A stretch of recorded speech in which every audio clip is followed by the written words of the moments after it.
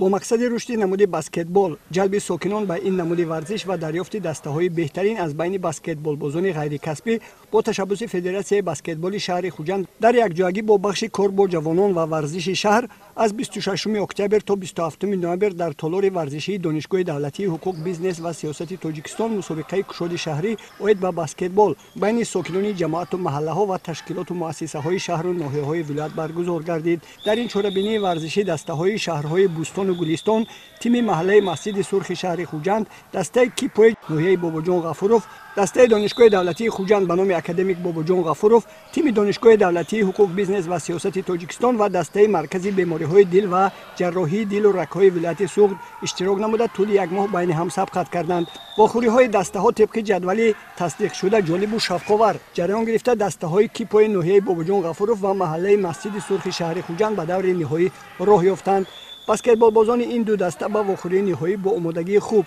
حاضر شده برای دریافت جام مسابقه بین هم سبقت کردند. دیدار نهایی شفق‌آور و تماشاباب جریان گرفته با پیروزی ورزشکاران دسته محله مسجد سرخ شهر خوجند با حساب 24-23 انجام یافت. در مراسم پوشیده شوی مسابقه رهبریت بخش کار با جوانان و ورزش، فدراسیون بسکتبال شهر خوجند و مربیان و سابقه‌داران ساحه از توجه و غمخوری‌های حکومت جمهوری تاجیکستان مخصوصاً پیشوای ملت محترم امامعلی رحمان نسبت رشد و عمومیت ورزش یادآور شده قید نمودند که نمود بسکتبال سال از سال در ولایت سوخت از جمله در شهر خوجند رشد یافته ایستاده است. همه دستاورد و بردباری بسکتبال بازان مرکزی ولایت سوخت نتیجه دستگیری رهبریت مقامات اجرایی حکومت دولتی ولایت و فدراسیون بسکتبال شهر خوجند ارزیابی کرده شد. با غالبان و جایزه‌داران مسابقه بسکتبال بازان دسته‌های محله مسجد سرخ شهر خوجند، پیکوی ناحیه باباجان غفوروف و دانشگاه دولتی حقوق بیزنس و سیاست تاجیکستان مدال و افتخارنامه و تحفه‌های خاطروی فدراسیون بسکتبال شهر خوجند در فضای تنتنوی تقدیم کرده شدند. من بسیار خرسندم که دسته ما امروز جای اول رو اشغال کرده،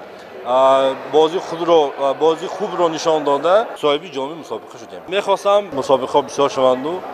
لیگ دائمی بسکتبال در ولایت جاری گردد، باز هم بسیارتر بهتر میشد. همچنین سابقه‌داران ساحه ورزش نیز با تحفه‌های خاطروی قدردانی گردیدند.